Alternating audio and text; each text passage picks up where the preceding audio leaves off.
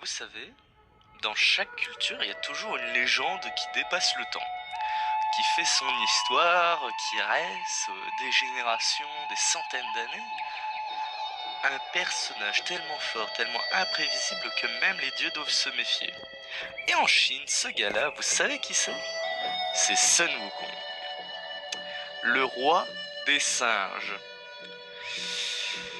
Aïe aïe aïe, c'est un spécimen celui-là. Un être né de la pierre, devenu immortel, capable de sauter des milliers de kilomètres d'un seul bond. Ça fait quelque chose. De soulever des montagnes et de défier les cieux eux-mêmes. Mais derrière ce singe au sourire malin, il y a une histoire bien plus profonde. Une histoire de puissance, d'orgueil, de chute et de rédemption. Un chemin entre le ciel et la terre, entre la folie et la sagesse. Aujourd'hui, je te parle de celui qu'on appelle aussi le grand sage égal du ciel. Alors installe-toi parce qu'on va raconter là. C'est pas juste un mythe, c'est l'histoire du plus imprévisible, des immortels, des transcendants. Notre histoire débute bien avant nous, sur une montagne lointaine appelée les Fleurs et Fruits. Se trouvait un immense rocher. C'était la montagne, le rocher. Non, je rigole. Et ce rocher, un jour, il s'ouvrit et un singe en sortit. Pas un singe normal, un être né de la pierre, animé par la force du ciel et de la terre. Ce petit singe n'avait ni nom ni destin, mais il était curieux, malin et surtout incroyablement courageux. Avec le temps, il devint le chef de tous les singes de la montagne. C'est déjà pas mal, écoute. Et un jour, poussé par la peur de la mort, il décida de partir à la recherche de l'immortalité. Il traversa les mers, les montagnes, les déserts, jusqu'à rencontrer un vieux maître taoïste. Ce maître lui enseigna la magie, la transformation et l'art du combat. C'est à ce moment-là qu'il reçut son nom, Sun Wukong, le singe éveillé à la vacuité.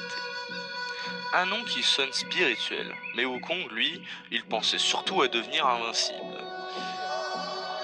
Immature, c'est pas mal. Les pouvoirs du roi des singes. Grâce à son entraînement, il maîtrisa 72 transformations. Il pouvait devenir un oiseau, un poisson, une maison, même un insecte. Il apprit aussi à voler sur des nuages, à se cloner et à manier une arme mythique, le bâton de Ryu, Jingu Bang. Ce bâton n'était pas n'importe quoi. Il pouvait grandir ou rapetisser à volonté, peser des tonnes ou tenir dans une oreille. C'était une arme des dieux volée dans les profondeurs de l'océan.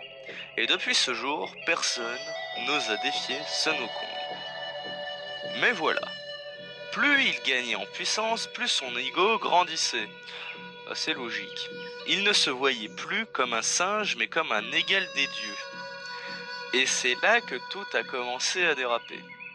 La révolte contre les cieux, c'était quelque chose. Wukong, dans toute son arrogance, monta jusqu'au ciel pour réclamer sa place parmi les immortels. Les dieux, un peu amusés, décidèrent de lui donner un petit poste pour le calmer. Gardien des chevaux célestes.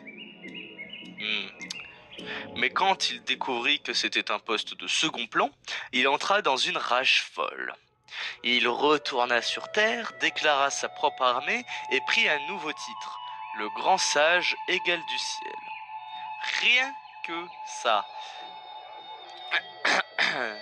Les dieux tentèrent de le capturer, mais aucun ne réussit.